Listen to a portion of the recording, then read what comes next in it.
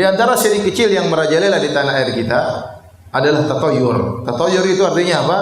Mengkait-kaitkan nasib sial dengan sesuatu yang dilihat, sesuatu yang didengar, dengan benda tertentu, dengan angka tertentu, ya. Dan ini tersebar. Assalamualaikum warahmatullahi wabarakatuh. Bismillah, alhamdulillah, wassalatu wassalamu ala rasulillah, amma ba'du. Alhamdulillah, hari ini saya akan merangkum kajian Ustadz Firanda Andirja yang berjudul Penangkapan Sial yang Berbau Syirik.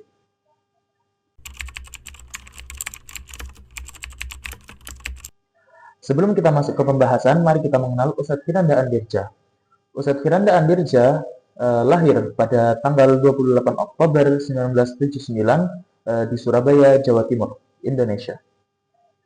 Ustadz Firanda pada akhir Agustus 2001 berangkat ke Madinah, Arab Saudi untuk menimba ilmu agama. Beliau menyelesaikan pendidikan S1 selama 4 tahun di Fakultas Hadis dan lulus dengan predikat cum laude. Setelah itu melanjutkan S2 selama 4 tahun jurusan Akidah di Fakultas Dakwah dan Usuluddin dan lulus dengan nilai summa cum laude. Kemudian dilanjutkan dengan S3 selama 5 tahun di jurusan Akidah dengan nilai summa cum laude. Baik, kita masuk ke pembahasan. Yang pertama, di sini Ustadz Firanda Andirja menegaskan tentang kesyirikan yang merajalela di Indonesia. Dan ini tersebar. Bukan cuma di kampung, di kota-kota besar juga.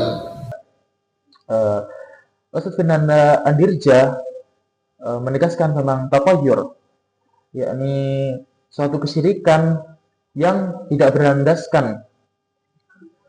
Mereka mengait-kaitkan kesialan dengan hari, tempat, hewan, dan sebagainya.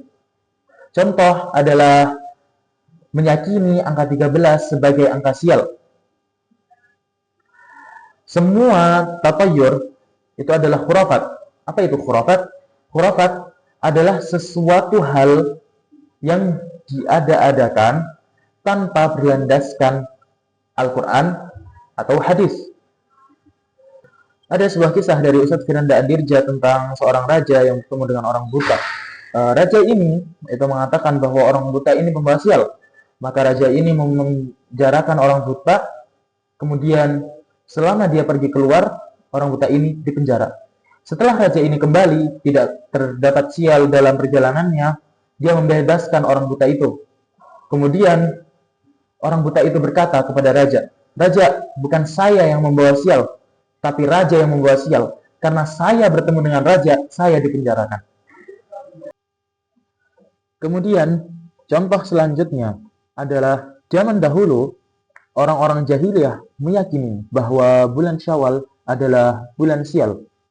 Maka Nabi Shallallahu Alaihi Wasallam menikahi Aisyah radhiyallahu anha pada bulan Syawal karena dianggap bulan tersebut adalah bulan sial untuk pernikahan.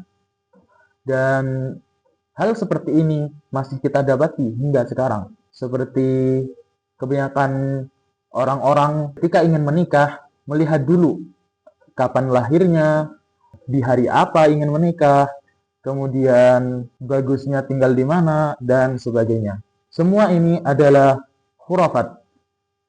Dan juga kebanyakan seperti pamali yang ada di Indonesia itu adalah tatayur.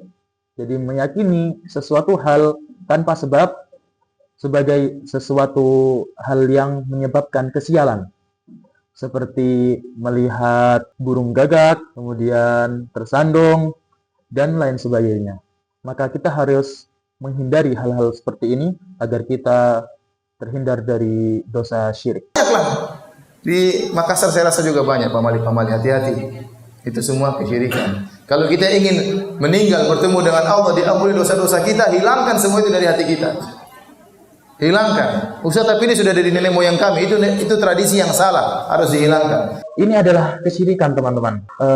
Jika kita ingin meninggal dan masuk surga, maka kita harus menghapus segala kesyirikan dalam hidup kita. Poin yang bisa saya dapatkan dan terapkan dalam hidup saya adalah tidak semua yang nenek moyang kita bawa itu adalah benar.